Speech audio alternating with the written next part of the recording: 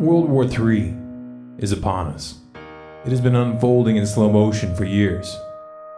The only question now is who will be blamed.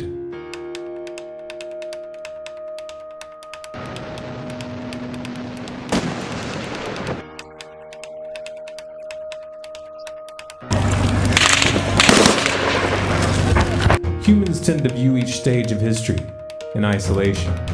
As a result, they rarely see the chain reactions that build over decades, until a flashpoint catches their attention. September 11th, 2001 was one such flashpoint.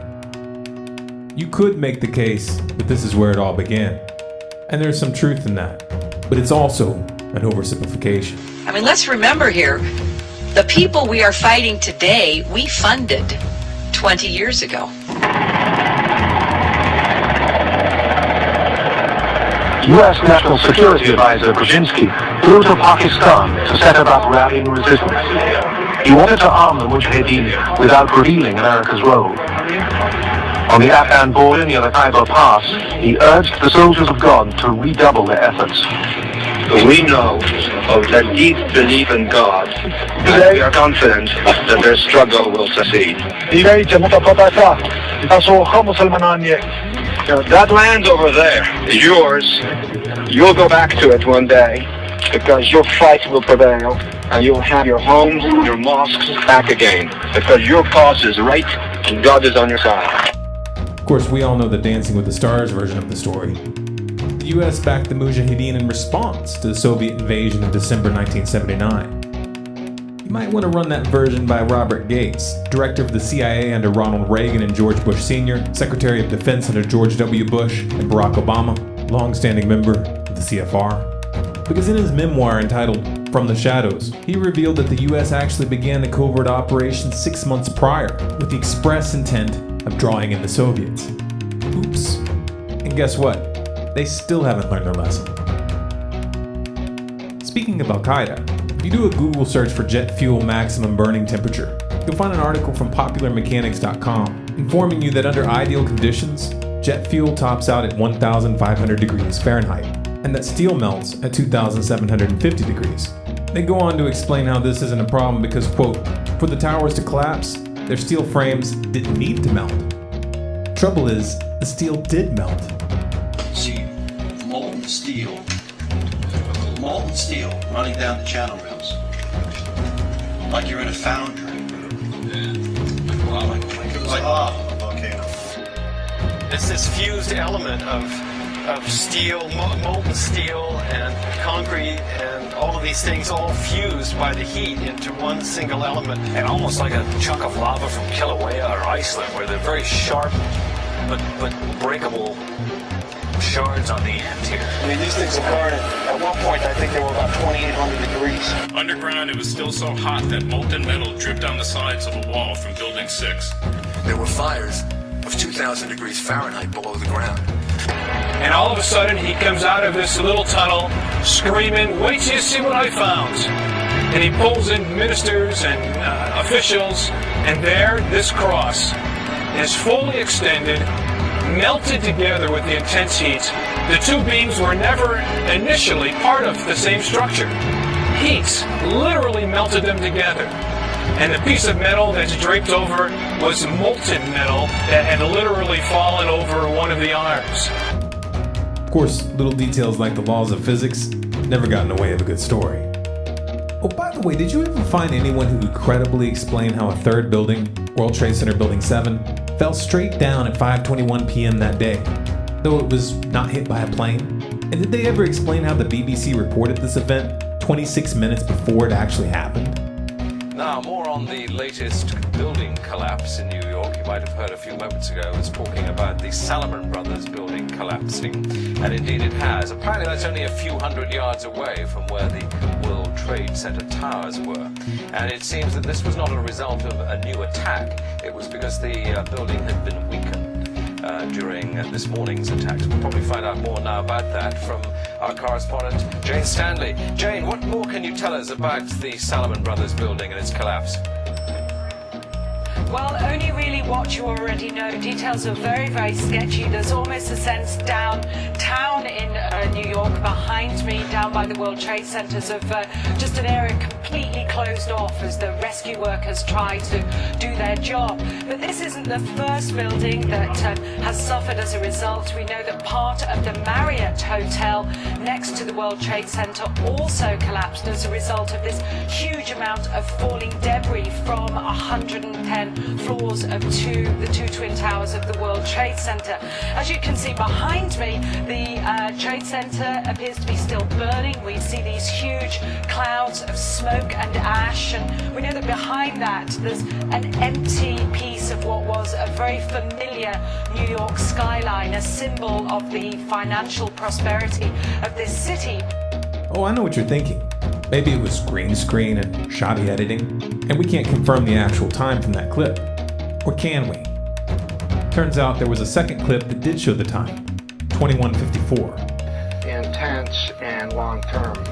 So Lieber, again, as you're talking, news is continuing to come in, as you can imagine.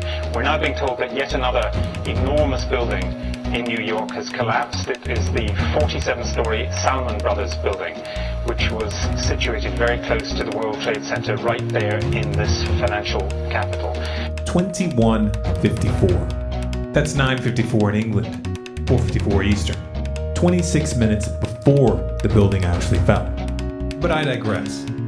The invasions of Iraq and Afghanistan were not motivated by the fall of the Twin Towers, nor was the evisceration of your rights and privacy that followed.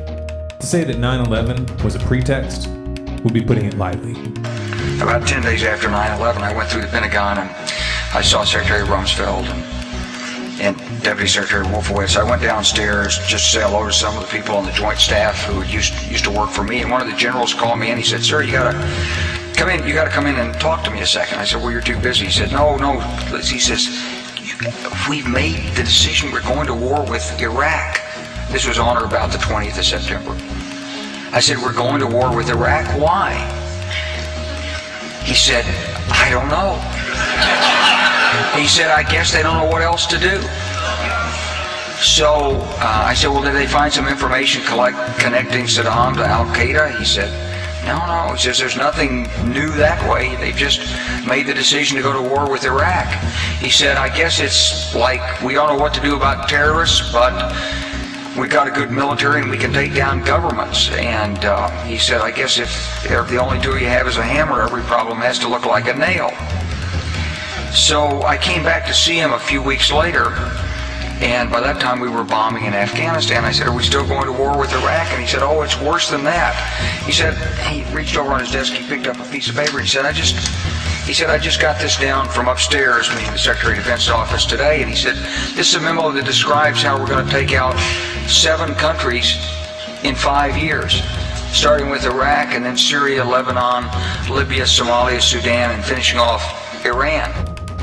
The best laid plans of mice and men often go awry, but George W. Bush sure did try.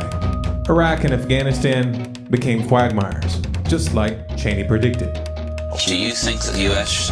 or UN forces should have moved into Baghdad? No. Why not? Because if we'd gone to Baghdad, we would have been all alone. There wouldn't have been anybody else with us. It would have been a U.S. occupation of Iraq. None of the Arab forces that were willing to fight with us in Kuwait were willing to invade Iraq. Once you got to Iraq and took it over and took down Saddam Hussein's government, then what are you going to put in its place?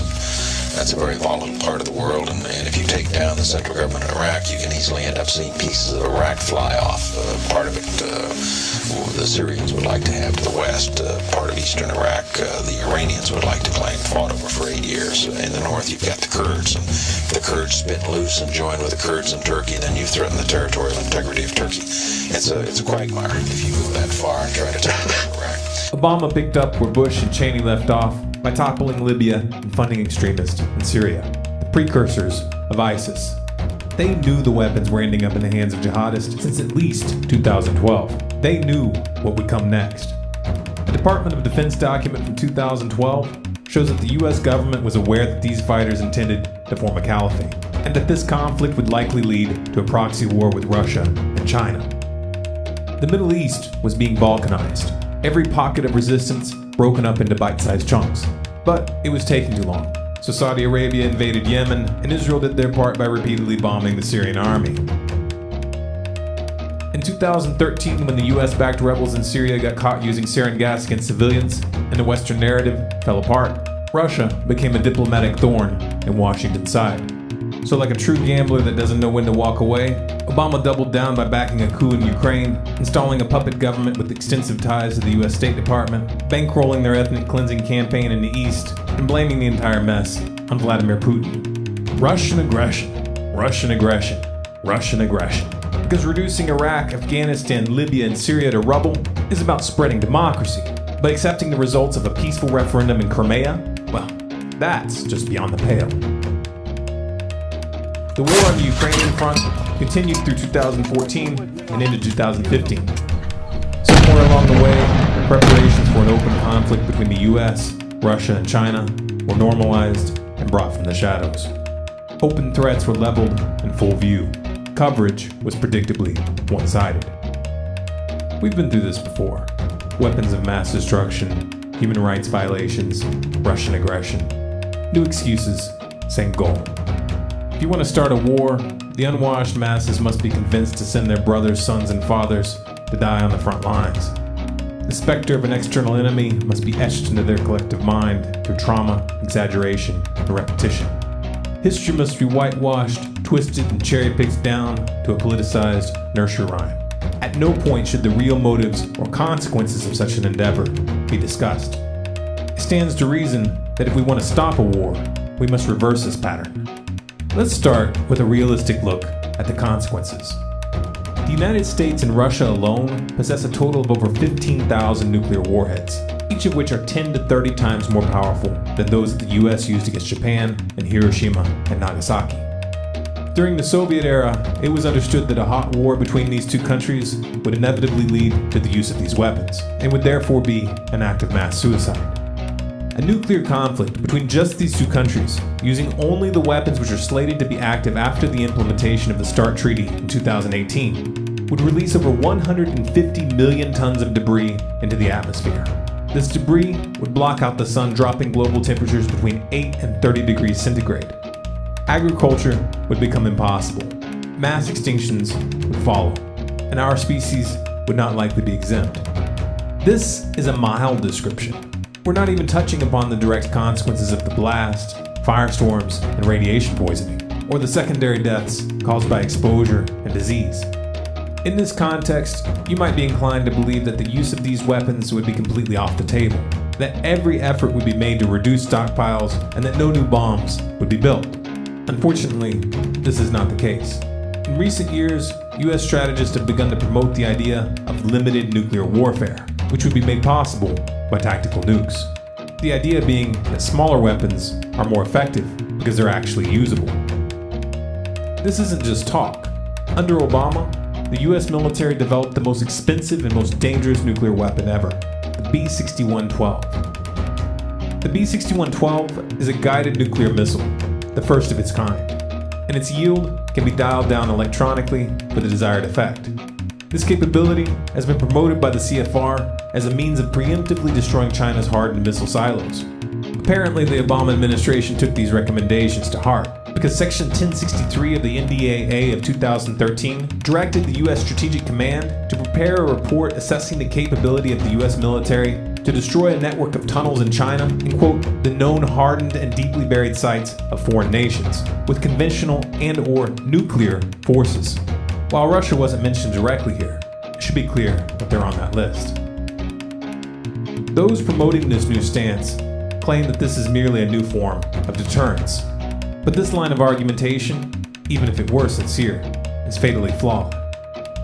Preemptive nuclear strategy, especially one discussed in public, sends a clear message to those being threatened, that they themselves must strike first. And since Russia and China did not possess guided dial-a-yield tactical nukes, their preemptive strikes would be full scale. Of course, America's political establishment has good reason to play chicken with all of our lives and the future of the planet. The balance of geopolitical and financial power has been shifting, and not in Washington's favor. China's new Silk Road project, Asian Infrastructure Investment Bank, and outposts in the South China Sea in tandem with the Eurasian Union, spearheaded by Russia, are edging the United States out of the world's new center of gravity. Pivots have failed. Bilateral discussions have gotten nowhere. Sanctions have backfired. Trade agreements have stalled. Influence has eroded. Washington is running out of options and time. The dollar-denominated financial system has peaked. This is the end of a debt supercycle and of the petrodollar. The next leg down is going to be epic. Powers that be would rather tip the board than lose the game. They'd rather take us to war than take the blame. And if you let them get away with it, that's just the beginning.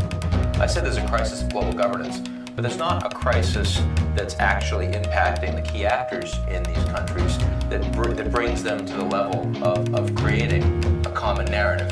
That creates a human narrative. We're nowhere close to that. And in some areas, maybe we'll develop such a thing. I hope not. I hope it doesn't require that kind of crisis. But certainly, the crucible of the G20 leads us to believe that is what's required. Yeah, I would agree that again, and I hope it doesn't come to this, but it may take an almost existential level crisis in terms of climate change, for instance, or imagine nuclear use, right? Whether by a terrorist group or by on the Indian subcontinent, that would help people get religion very quickly, and different kinds of religions, I guess, but at least get them in a common narrative very quickly. But hopefully. If you want people to hear this message, like it, share it, download it, and spread it. Believe it or not, this is just the tip of the iceberg. Want to see how deep the rabbit hole goes? Subscribe to Storm Clouds Gathering on YouTube, follow us on Facebook, Twitter, and Google+, and you can sign up for email notifications of new releases on our website, stormcloudsgathering.com.